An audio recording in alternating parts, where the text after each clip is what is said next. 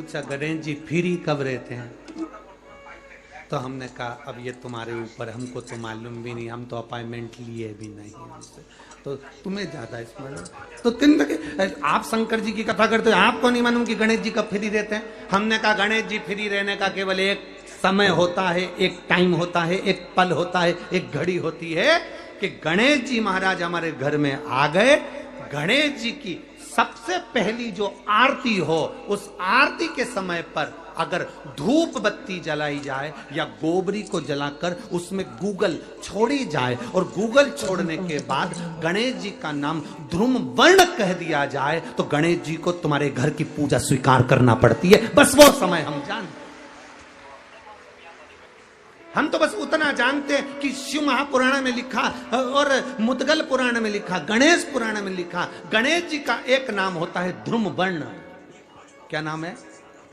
ध्रुम वर्ण गणेश जी का एक नाम होता है। जब हम धूप जलाकर और धूप लगाने के बाद में गणेश जी की सबसे पहली आरती करने के पहले अगर हम सबसे पहली आरती गणेश जी की कर रहे हो, अपने घर में स्थापना कर रहे हो, बिठा रहे हो, और तुम चाहते हो कि गणेश जी मेरे घर में आके मेरी पूजा को स्वीकार करें और जो मांगू मेरा गणेश मुझे दे 10 दिन के अंदर, तो पहला नाम लेकर पुकार लेना ध्रुम वर्ण विनायक, बैठो, बस काम हो गया। वो फ्री होकर आता, वो बैठता अलमस्तता। हमारे हिंदू धर्म में 2 तरह के गणेश जी का प्रमाण कहा जाता है, एक राइट सूंड के गणेश, एक लेफ्ट सूंड के गणेश। राइट सूंड का जो गणेश होता है वो घर में रखा जाता है, और लेफ्ट सूंड का जो गणेश होता है वो अपने ऑफिस में, व्यापार की जगह पर, दुकान में, धंधे में, पानी में, सर्विस में, नौकरी में लेफ्ट सूंड का गणेश रखा है। जिसकी दुकान, व्यापार, व्यवसाय में अगर राइट सूंड का गणेश रखा जाता है तो लक्ष्मी आती है पर टिकती नहीं है। इसलिए घर में सीधी सूंड का गणेश, और दुकान, व्यापार, व्यवसाय में, ऑफिस में उल्टी सूंड का, 2 गणेश। तो इसका मतलब ये थोड़ी ना कि तुम्हारे घर में गणेश जी बैठा तो तुम उठा के कोई बदल लिया, यहाँ कहाँ दिया, यहाँ दिया। अब रखे रहने। भागवत जी में लिखा है, शिव महापुराण में लिखा है, जग में रहो तो ऐसे रहो जैसे जल में कमल का फूल है। कीचड़ कमल के पुष्प पर नहीं लगना चाहिए। कीचड़ अगर कमल के पुष्प पर लगेगा तो श्रेष्ठ होगा क्या? नहीं।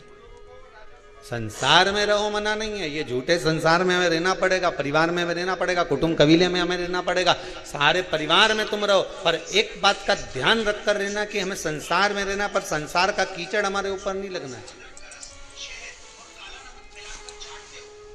कोई तुमसे कह दे कि इससे कोई घर छूटे, इससे कोई परिवार छूटे, के रखना 2 मिनट में छोड़ दूंगी, 2 मिनट में।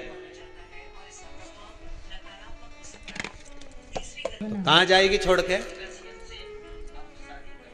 तो चिल्ला के मैं तो वृंदावन चली जाऊंगी, ने मथुरा चली जाऊंगी, ने गोवर्धन चली जाऊंगी। काय के लिए जाए? वहां कोई संत मिलेगा, उसकी शरण में चली जाऊंगी। आप लोगों की जो विचार दृष्टि है ना, यही है। बोलो सही है कि गलत है?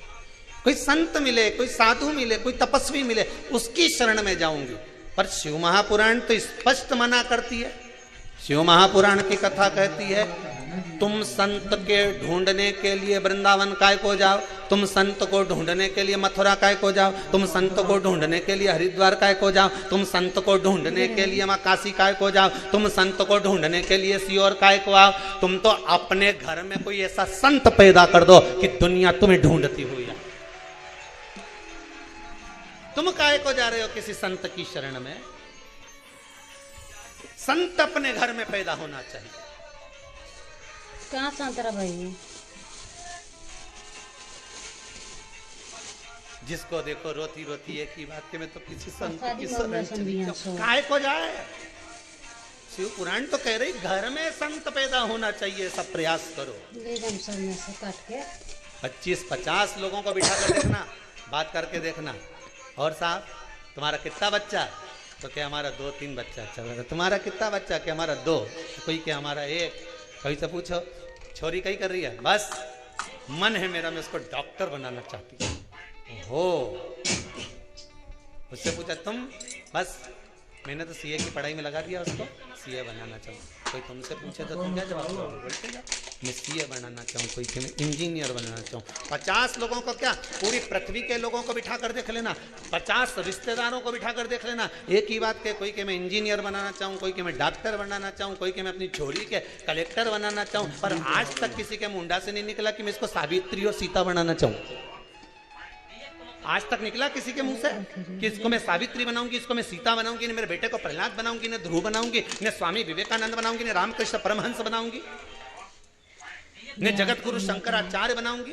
एक के मुंडा से नहीं निकला, जिसके मुंह से निकला डॉक्टर बनाऊंगी, ने इंजीनियर बनाऊंगी, ने मैं ये बनाऊंगी, ने फलाना बनाऊंगी, ने ढिमका बनाऊंगी, है सब के मुंडा से निकले मैं ये बनाऊं, पर एक के मुंह से नहीं निकले कि मैं स्वामी विवेकानंद बनाऊंगी, मैं रामकृष्ण परमहंस बनाऊंगी, मैं जगत गुरु शंकराचार्य जैसा बनाऊंगी, मैं अपनी बेटी को सावित्री बनाऊंगी, मैं अपनी बेटी को सीता जैसी बनाऊंगी, कि कहीं पर भी रहे पर मन उसका अपने पति के चरणों में लगा रहे, ऐसा बनाने का मैं प्रयास करूंगी। पर मुंडा से निकले तब तो डॉक्टर बनाऊंगी।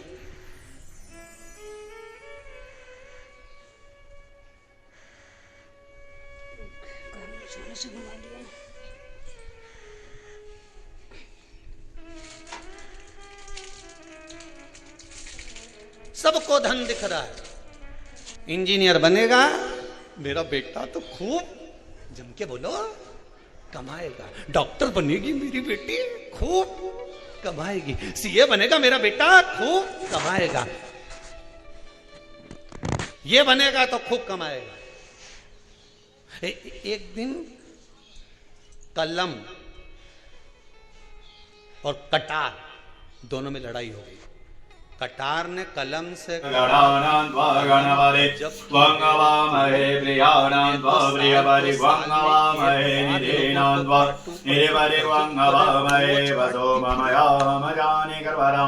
रोज ना जाने कितनों को काट देता,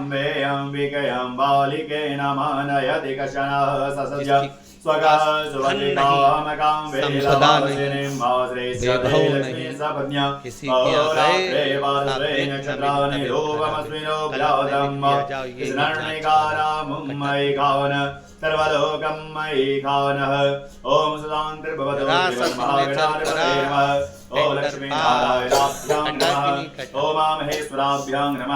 ओम कटार तो केवल साल भर में 6 महीने में एक बार काटती है कलम। भगवान मंगलाय स्तनो हरे तदेव लगनं सुतिरं तदेव ताराबलं चंद्रबलं तदेव विद्याबलं दैवबलं तदेव लक्ष्मी वरे देंगरियों स्मरामि आवस्ते संजवानी च भैरवं वंदे का ये लक्षत लेकर के ओम मां भूर्भुवस्वः भगवान श्री गणेशांबिके आगच्छतं स्वामी विवेकानंद बनाने का प्रयास समर्पयामि। ओम भगवान निवेदन करेंगे बच्चों को डॉक्टर बनाओ, इंजीनियर बनाओ, ओम भगवते श्री गणेशांबिकाभ्यां नमः। जी बड़े छोरा के मंत्री संतरी कलंदरी जो ओम भगवते श्री गणेशांबिकाभ्यां नमः। अपने बच्चों को सबसे पहले ओम इदं बोलि वस्त्रं समर्पयामि। ओम भगवते श्री डॉक्टर बन जाएगा, क्लिनिक छोड़ कर नहीं आएगा। ओम वस्त्रान्ते आचमनीयं जलं समर्पयामि। ओम भगवते श्री गणेशांबिकाभ्यां नमः। चंदन इदमनुलेपनं समर्पयामि। ओम चंदन इदमनुलेपनं समर्पयामि। ओम भगवते श्री गणेशांबिकाभ्यां नमः। ओम इदमवीरं च गुलालं च शोभा समय से लेकर के अवीरं च गुलालं च शोभा चन्दनमेव च अवीरेणाष्टो देवगृहान् परमेश्वर रमवीरं गुलालं लोढिचन्दनं समर्पयामि। ओम भगवते श्री गणेशांबिकाभ्यां नमः। ओम एतानि पुष्पाणि समर्पयामि भगवते श्री गणेशांबिकाभ्यां नमः। इदं बेलपत्रं समर्पयामि। ओम भगवते श्री गणेशांबिकाभ्यां नमः। ओम इदं ध्रुवाङ्कुरान् समर्पयामि। ओम भगवते श्री गणेशांबिकाभ्यां नमः। इदं ध्रुवाङ्कुरान् लेकर के नमास्मनीयं जलं समर्पयामि। ओम भगवते श्री गणेशांबिकाभ्यां नमः। प्रसाद इदं नैवेद्यं निवेदयामि। ओम भगवते श्री गणेशांबिकाभ्यां नमः। ओम मां नैवेद्यान्ते आचमनीयं जलं समर्पयामि। ओम भगवते श्री गणेशांबिकाभ्यां नमः। ओम मुखवासार्थं ताम्बूलं पुंगीफलं ऐलालवङ्गाभिषेकं समर्पयामि। सुपारी लौङ्गलेची मुखवासार्थं ताम्बूलं पुंगीफलं ऐलालवङ्गाभिषेकं समर्पयामि। ओम भगवते श्री ये गणेशाय दंडी का जो मुख है वो अशोक सुंदरी की ओर पुष्प लेकर के भगवान जी को प्रणाम कर लेंगे। समर्पित ओम गणेश्वराय एक वरदाय लोटा जल। सुरप्रियाय धीरे लंबोदराय धीरे बिल्कुल धीरे सकलाय धारो जगद्धिताय अपने हृदय की नागाननाय श्रुतियज्ञ बाबा से नमोसिताय बिल्कुल गौरी बाबा। सुधाय गणनाथ नमो नमस्ते। एक पुष्पांजलि समर्पयामि। ओम भगवते श्री गणेशांबिकाभ्यां नमः। बहुत नमस्कारं तकलीफ में जीवन चल समर्पयामि। रहा है। प्रेम से बोलिए श्री तू ना गणेश संभालेगा तो भगवान की संभालेगा। जय। संकल्प कर लेंगे। त्वमेव माता च पिता त्वमेव बंधुश्च सखा, सब कुछ तो तुमको मान लिया। जब से शिव महापुराण की कथा सुन रही हूं तब से मैंने किसी को नहीं, केवल आपको पिता माना है, आपको भाई माना है, आपको सखा माना है, आपको अपना माना, आपको दादा माना, आपको मैंने माना। आप ही तो हैं जो संभाल सकते हैं। शिव बाबा से एक लोटा जल अगर समर्पित कर रहे हैं धीरे धीरे, कभी तुम्हारे चित्त में ऐसा आए कि मुझे बहुत टेंशन चल रहा है, हम कहेंगे आज के जमाने में लोग हताश हो जाते हैं तो सोचते हैं कि सुसाइड कर लूं, मर जाऊं। हम उनसे इतना सा कहना चाहेंगे कि मरने का प्लान फिर बाद में कर लो।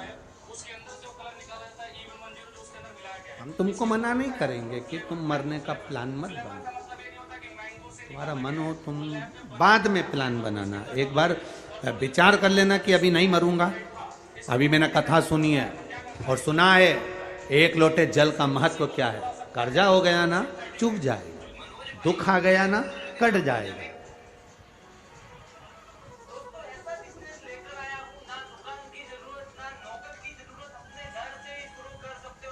कर्जा भी हो गया तो कटेगा मिटेगा। मरना उसका कोई एक प्लान नहीं है कि कर्जा तुम मर जाओगे तो कर्जा तुम्हारा चूक जाएगा। ना ना ना ना, कर्जा हो गया ना चुकाएगा बाबा। तुम्हारा विश्वास दृढ़ रखो, अपने भजन के बल को बढ़ाओ, शिव मंदिर में जाने का समय का आनंद पाओ, शंकर जी पे एक लोटा जल चढ़ाओ तो दिल से चढ़ाओ। राम नाम कृष्ण नाम शिव नाम जो जप रहे हो उसको दिल से जपो, भगवान की भक्ति दिल से करो। आया हुआ समय, आया हुआ दुख कटेगा, थोड़ा समय लगेगा, धीरे धीरे धीरे धीरे वो कट जाएगा। वो बर्तन होता है ना बहुत काला हो जाता है तो उसको माताएं रगड़ती है, वो साफ नहीं होता तो फिर क्या करते हैं उस बर्तन को। अगर बर्तन साफ नहीं हो ना तो फिर उसको क्या करते हैं, उसमें छाछ भर देती है, दही भर देती है, नींबू लगाकर छोड़ देती है, खट्टी चीज से वो साफ हो जाएगा। तो थोड़ा अगर समय लग रहा है और लगे कि तुमको कि ये ठीक नहीं हो रहा तो समझ लेना कि भगवान ने भी कोई छाछ भर दी होगी। भगवान सुन क्यों नहीं रहा, भगवान ने भी कोई दही भर दिया होगा। ये समर क्यों नहीं रहा, ये ठीक समय आ क्यों नहीं रहा, आएगा। थोड़ा बाबा पर भरोसा रखो, विश्वास रखो, सारी समस्या का हल आप बाबा को समर्पित करो। बोल बम का नारा है, बाबा एक, उसके सहारे जियो ना। हम क्यों संसार वालों के सहारे जियो। मेरा भोलेनाथ आपको ना कभी दासी बनाना चाहता है, मेरा भोलेनाथ ना आपको कभी नौकर बनाना चाहता है, मेरा भोलेनाथ ना कभी आपको सेविका बनाना चाहता है। मेरा भोलेनाथ तो आपका हाथ पकड़कर इस संसार सागर से, भव सागर से उन्नति की ओर आगे बढ़ाना चाहता है। वो आपको डूबने नहीं देगा, वो आपको नष्ट नहीं होने देगा, वो आपको तकलीफ में नहीं आने देगा, वो आपको कष्ट की ओर नहीं जाने देगा। वो शिव तत्व है, वो शंकर, वो घड़ी पिताना, मेरा देव अधिदेव महादेव, वो शिव तत्व है। सुयशा मैं तुम्हें दासी नहीं बना सकता, सुयशा मैं तुम्हें सेविका नहीं बना सकता। तो सुयशा ने कहा फिर कोई सेवा मुझे दे दीजिए। शिव जी ने कहा सुयशा तुम नंदी से विवाह कर लो और नंदी से विवाह कर कर तुम नंदी की धर्म पत्नी बन जाओगी। और नंदी की अगर धर्म पत्नी तुम बन गई तो जिस जगह पर नंदी मेरे मंदिर के बाहर बैठा रहेगा,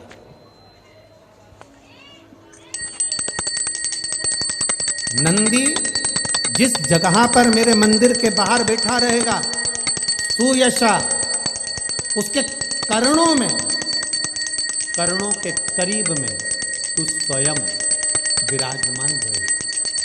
सुयशा, जब कोई नारी, जब कोई पुरुष, जब कोई बच्चा, जब कोई बुजुर्ग, जब कोई भी संसार सागर में रहने वाला मानव मेरे मंदिर में आएगा और नंदी के कान में कुछ कहकर जाएगा, तब तू उसको सुनकर माँ पार्वती से कहेगी। और पार्वती जब मेरे साथ प्रतिदिन प्रदोष काल में, प्रदोष के समय, शाम के समय भ्रमण पर जब पार्वती मेरे साथ जाएगी, तो पार्वती मैया जिसके सामने नंदी को रोक देगी, मैं उसके ऊपर कृपा करते हुआ चले जाऊंगा। ये हमारा भाव शिव महापुराण की कथा वर्णन कर रही है। ये हमारा भाव भगवान देवाधिदेव महादेव का चरित्र वर्णन कर रहा है, ये शिव तत्व वर्णन कर रहा है। कितने लोग हैं जो भगवान नंदी के कानों में कुछ कहकर आते हैं? बोले हो कभी? सीधे बोल देते हो क्या जाकर? नंदी के कानों में कहने का भी एक तरीका है। आप लोगों को मालूम होगा वो तरीका? नहीं मालूम? ये बेलपत्री की जो डंडी रहती है ना, बीच का जो भाग है, ध्यान दिए ना जरा सा, ये बीच की जो डंडी है, फिर से देखिए, बेलपत्री के 2 पत्ते और उसके पास में जो बीच की जो डंडी का भाग है, दिख रहा है आप लोगों को? ये 2 डंडी, ये बीच की 2 पत्ती और उसके बीच में जो 2 डंडी का भाग होता है। जब हम देवाधिदेव महादेव से कोई बात कहने वाले होते हैं ना कि बाबा बहुत दुखी हूं, बाबा बहुत तकलीफ चल रही है, बाबा मैंने एक कंपटीशन एग्जाम में परीक्षा दी है, बाबा मेरे जीवन में ये तकलीफ हो रही है, बाबा, तब इस बेलपत्री की जो ये डंडी होती है, इस उंगली से, इस अंगुष्ठ से इस डंडी को पकड़ा जाता है और बाबा के कर्ण में कहने से पहले ये हाथ को नंदी के ऊपर रखकर फिर हम बाबा के नंदी के कानों में कहते हैं और चलते समय इस बेलपत्र को अशुभ सुंदरी की जगह पर चढ़ाकर वापिस सजाते हैं। देवाधिदेव महादेव को पार्वती की बात मानना ही पड़ती है और वो कहना ही पड़ता है। ये बेलपत्र की महत्व है। ये जितना फल एक बेलपत्र की पत्ती में, उतना की उतना फल हम आपसे फिर कहेंगे।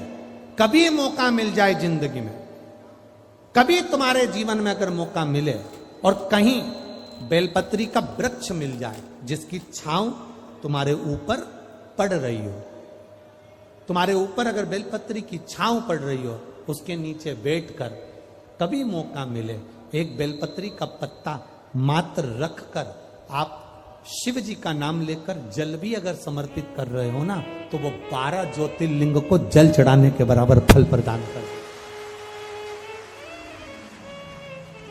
एक बेलपत्री का पत्ता, एक बेलपत्री का वृक्ष, एक बेलपत्री के वृक्ष की छांव हमारे जीवन को कृतार्थ कर देती है, धन्य कर देती है, कृतार्थ। एक पिता का काम है बेटी को अच्छी सीख दी। घर में थोड़ा थोड़ा विवाद चलता रहता है, कोई की बुद्धि, कई बार धन का भी माना जाता है, कई बार सुंदरता का भी माना जाता है, कई बार विचारों का भी माना जाता है। लड़के को लगता है कि मैं कमा कर ला रहा हूं तो दिन भर घर में रहती है। कई बार लड़की को लगता है कि मैं कमा कर ला रही हूं, घर चला रही। कई बार सुंदरता का भी माना जाता है कि मैं इतनी सुंदर हूं, तुम मेरे लायक नहीं। कई बार लड़का कह देता है तू मेरे लायक है।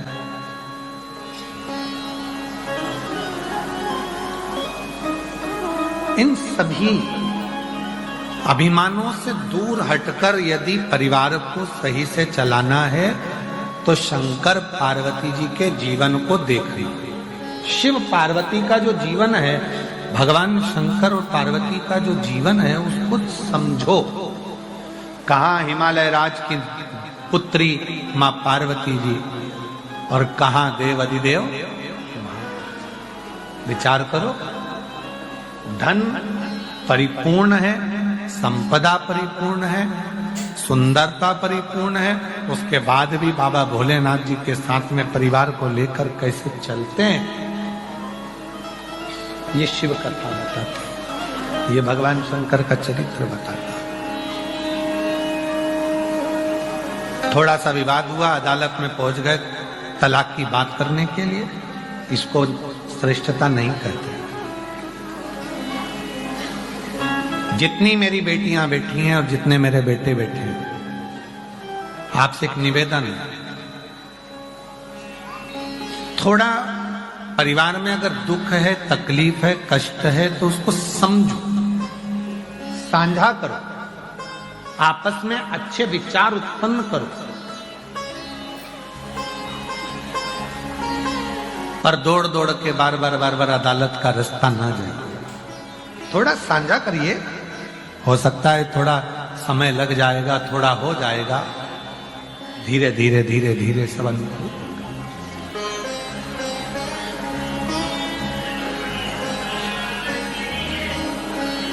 पर आज का समय ऐसा हो गया है, आज का समय ऐसा हो गया कि लोग एक अंश मात्र भी टेंशन अपने दिमाग में लेना ही नहीं चाहते। हम भी चाहते हैं कि तुमको टेंशन नहीं चाहिए,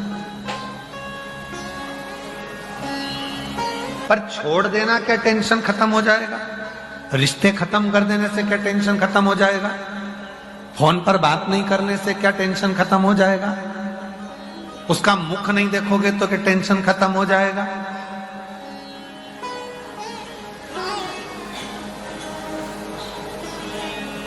शिव महापुराण की कथा कितनी सुंदर बात कहती है, कितना भी झगड़ा हो जाए, कितनी भी लड़ाई हो जाए, कितना भी विवाद हो जाए, पर बात करना बंद बिल्कुल मत करो। खूब लड़ लो, झगड़ लो, तुम्हारी मर्जी पड़े तो आपस में कूटा कूटी भी कर लो, मना नहीं है, पर बात करना बंद नहीं करना। भाई से झगड़ा हो गया, प्रॉपर्टी खा गया, बहन से झगड़ा हो गया, कुछ लेकर चली गई, जमीन जायदाद हो गया, माता पिता से झगड़ा हो गया, भाई बंधु से हो गया, मित्रों से हो गया, परिवार में हो गया, पति पत्नी से हो गया, लड़ लो, झगड़ लो, खूब कूटा कूटी भी कर लो, मना नहीं। पर क्या बंद नहीं करना है? बात करना बंद नहीं करना। क्यों? कितनी भी कूटा कूटी हो जाए, कितना भी झगड़ा हो जाए, कितना भी